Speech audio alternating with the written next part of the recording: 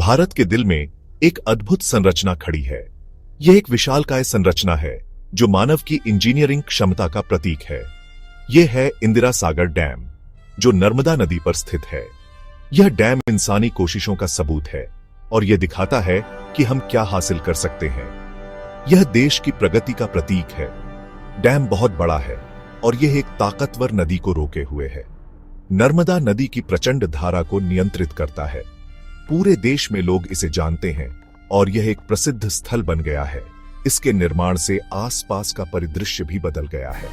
यह उम्मीद और बदलाव दोनों लाता है। यह डैम न केवल पानी को नियंत्रित करता है, बल्कि यह क्षेत्र के विकास में भी महत्वपूर्ण भूमिका निभाता है।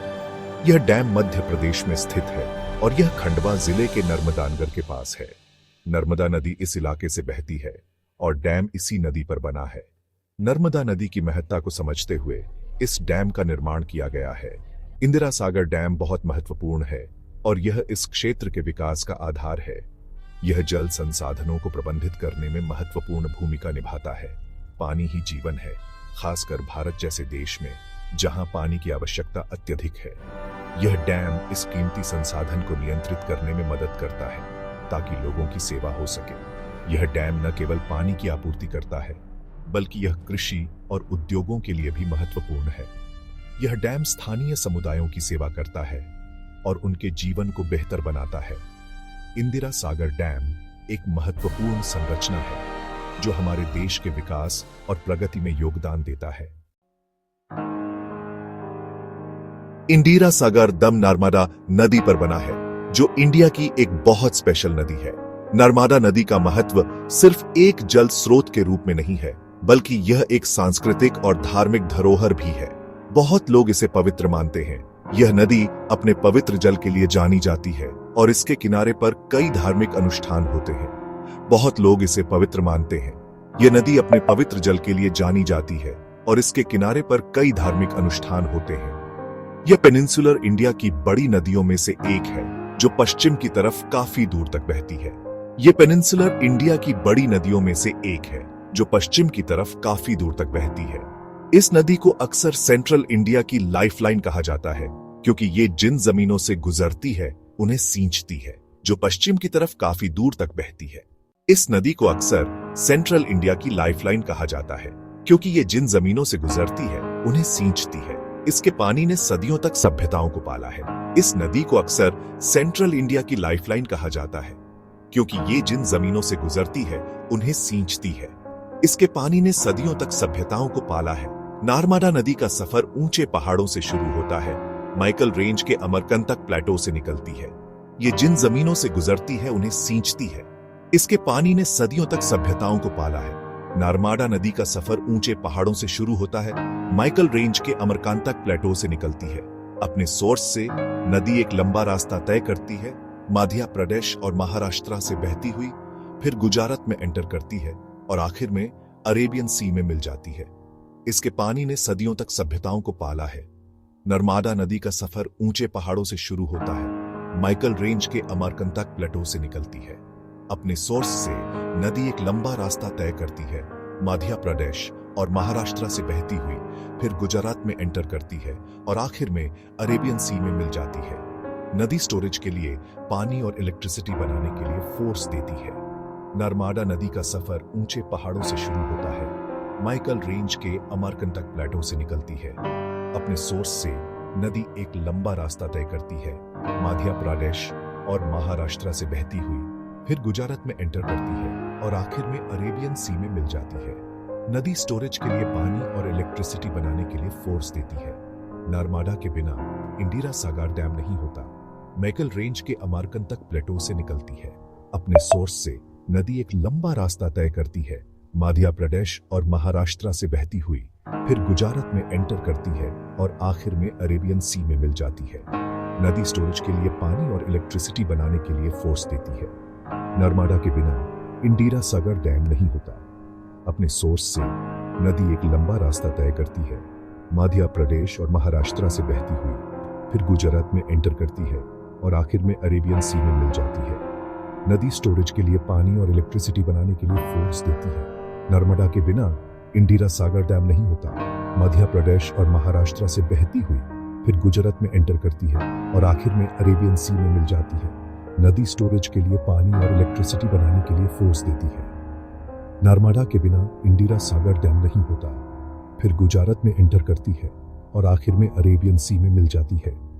नदी स्टोरेज के लिए पानी और इलेक्ट्रिसिटी बनाने के लिए फोर्स देती है। नर्मदा के बिना इंदिरा सागर डैम नहीं होता, नदी स्टोरेज के लिए पानी और इलेक्ट्रिसिटी बनाने के लिए फोर्स देती है। नर्मदा के बिना इंदिरा सागर डैम नहीं होता, नर्मदा के बिना इंदिरा सागर डैम नहीं होता। इंदिरा सागर डैम एक कंक्रीट ग्रेविटी डैम है। ये एक ऐसा डैम होता है जो बहुत स्ट्रांग होता है। ये पानी के फोर्स को रोकने के लिए अपने ही वेट का इस्तेमाल करता है। ये स्ट्रक्चर बहुत मैसिव है और कई दशकों तक चलने के लिए बनाया गया है। डैम नर्मदा के बहाव के सामने ऊंचा खड़ा है। इसकी हाइट लगभग 92 मीटर्स है, जो करीब 30 स्टोरी बिल्डिंग के बराबर है। ये हाइट इसे अपने पीछे एक बड़ा रिजर्वॉयर बनाने देती है, जो इसके कामों के लिए बहुत जरूरी है। डैम के टॉप से बहुत शानदार व्यू दिखता है। डैम के कई इंपॉर्टेंट स्ट्रक्चरल कंपोनेंट्स हैं, जैसे स्पिलवे, जिसमें बहुत सारे गेट्स हैं, जिनका इस्तेमाल एक्स्ट्रा पानी को सेफली निकालने के लिए होता है, खासकर भारी मॉनसून्स में। इंदिरा सागर डैम का एक मेन पर्पस है इरिगेशन। डैम का पानी खेती की जमीन को इरिगेट करने के काम आता है, जो ऐसे देश में बहुत इंपॉर्टेंट है जहां फार्मिंग एक बड़ा लाइवलीहुड है। डैम पानी का एक रिलायबल सोर्स देता है, बंजर जमीनों को उपजाऊ खेतों में बदलता है और किसानों के लिए नई उम्मीद लाता है। इंदिरा सागर प्रोजेक्ट का एम है मध्य प्रदेश के कई डिस्ट्रिक्ट्स जैसे खंडवा, खरगोने और बरवानी में कई लाख हेक्टेयर जमीन को इरिगेट करना। इरिगेशन वाटर की अवेलेबिलिटी ने एग्रीकल्चर को बदल दिया है।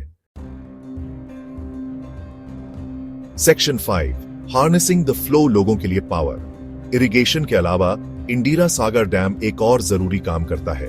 यह हाइड्रो इलेक्ट्रिसिटी बनाता है। यह एनर्जी का एक क्लीन और रिन्यूएबल सोर्स है। डैम में एक बड़ा पावर हाउस है। यह पावर हाउस गिरते हुए पानी की एनर्जी को इलेक्ट्रिसिटी में बदलता है। फिर यह इलेक्ट्रिसिटी रीजनल पावर ग्रिड में भेजी जाती है। यह स्टेट की बढ़ती एनर्जी डिमांड्स को पूरा करने में मदद करता है। इंदिरा सागर पावर हाउस की इंस्टॉल्ड कैपेसिटी 1000 मेगावाट्स है। यह बहुत सिग्निफिकेंट अमाउंट ऑफ पावर है। पावर जनरेशन पानी की अवेलेबिलिटी पर डिपेंड करता है। डैम का डिजाइन इन फैक्टर्स को ऑप्टिमाइज करता है। इंदिरा सागर डैम से बनी इलेक्ट्रिसिटी से बहुत लोगों को फायदा होता है। Section 6 a vast inland sea. India का सबसे बड़ा water store Indira Sagar dam का एक बिल्कुल यूनिक फीचर है। इसका रिजर्वॉयर, जिसका नाम भी इंदिरा सागर है, बहुत बड़ा है।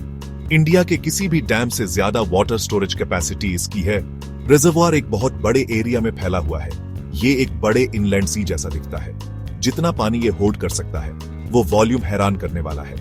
इंदिरा सागर रिजर्वॉयर लगभग 12.22 बिलियन क्यूबिक मीटर्स पानी स्टोर कर सकता है। ये ह्यूज स्टोरेज डैम को पानी इफेक्टिवली मैनेज करने देता है। ये मॉनसून सीजन में पानी स्टोर कर सकता है। इससे इरिगेशन और पावर जनरेशन के लिए स्टेडी सप्लाई बनी रहती है। Section 7 ripples of change. Dam का बड़ा असर। इंदिरा सागर डैम सिर्फ पानी और पावर से कहीं ज्यादा लाता है। यह डैम एक विशाल संरचना है जो न केवल पानी को नियंत्रित करता है, बल्कि पूरे क्षेत्र में जीवन को भी प्रभावित करता है। इसका इंपैक्ट पूरे रीजन में बदलाव की लहरें पैदा करता है। ये लहरें सिर्फ पानी की नहीं, बल्कि सामाजिक और आर्थिक बदलाव की भी है। ये ओवरऑल इकोनॉमिक अपलिफ्टमेंट में कंट्रीब्यूट करता है, किसानों के लिए नई संभावनाएं खोलता है और स्थानीय बाजारों में गतिविधियों को बढ़ावा देता है। पानी और इलेक्ट्रिसिटी की अवेलेबिलिटी से कई तरह की इकोनॉमिक एक्टिविटीज को बढ़ावा मिलता है। बिजली और सिंचाई की सुविधा से उद्योग और कृषि दोनों में वृद्धि होती है। एग्रीकल्चर ज्यादा प्रोडक्टिव हो जाता है, फसलें अधिक उपजाऊ होती हैं और किसान अधिक लाभ कमा सकते हैं। नई इंडस्ट्रीज एरिया की तरफ अट्रैक्ट हो सकती है। ये इंडस्ट्रीज स्थानीय लोगों के लिए रोजगार के नए अवसर पैदा करती है। इससे जॉब क्रिएशन हो सकता है। नए उद्योगों में काम करने वाले लोग अपने परिवारों के लिए बेहतर जीवन स्तर सुनिश्चित कर सकते हैं। इससे बहुत लोगों की लिवलीहुड्स सुधर सकती है। बच्चों के लिए बेहतर शिक्षा और स्वास्थ्य सेवाएं उपलब्ध हो सकती है। फिशरीज डेवलपमेंट इसका एक एग्जाम्पल है। मछुआरों के लिए नए अवसर पैदा होते हैं और वे अपनी आजीविका को सुरक्षित कर सकते हैं। बड़ा इंदिरा सागर रिजर्वायर मछलियों के लिए एक सूटेबल एनवायरनमेंट देता है। ये जलाशय मछलियों की विभिन्न प्रजातियों के लिए एक आदर्श निवास स्थान है। इससे लोकल कम्युनिटीज के लिए अपॉर्चुनिटीज खुली है। स्थानीय लोग मछली पकड़ने की गतिविधियों में शामिल होकर अपनी आय बढ़ा सकते हैं। फिशिंग कोऑपरेटिव्स बनाई गई है। ये सहकारी समितियां मछुआरों को एकजुट करती हैं और उन्हें बेहतर संसाधन और समर्थन प्रदान करती हैं। लोग रिजर्वायर में फिशिंग करके लाइवलीहुड कमा सकते हैं। मछली पकड़ने से उनकी आर्थिक स्थिति में सुधार होता है। ये लोकल इकोनॉमी में ऐड करता है। मछली बाजारों में व्यापार बढ़ता है और स्थानीय अर्थव्यवस्था को मजबूती मिलती है। Section 8 a modern marvel Indira Sagar की हमेशा रहने वाली लेगेसी। कंक्लूजन में इंदिरा सागर डैम एक बहुत बड़े स्केल और इंपॉर्टेंस का प्रोजेक्ट है। ये कई क्रिटिकल फंक्शंस पूरे करता है। ये प्यासी खेती की जमीनों के लिए पानी देता है। ये घरों और इंडस्ट्रीज के लिए क्लीन इलेक्ट्रिसिटी बनाता है। इसके नाम इंडिया का सबसे बड़ा रिजर्वायर बनाने का डिस्टिंक्शन है। ये बड़ी वाटर स्टोरेज कैपेसिटी इसकी सक्सेस की है। डैम इंडिया की इंजीनियरिंग कैपेबिलिटीज का सिंबल है।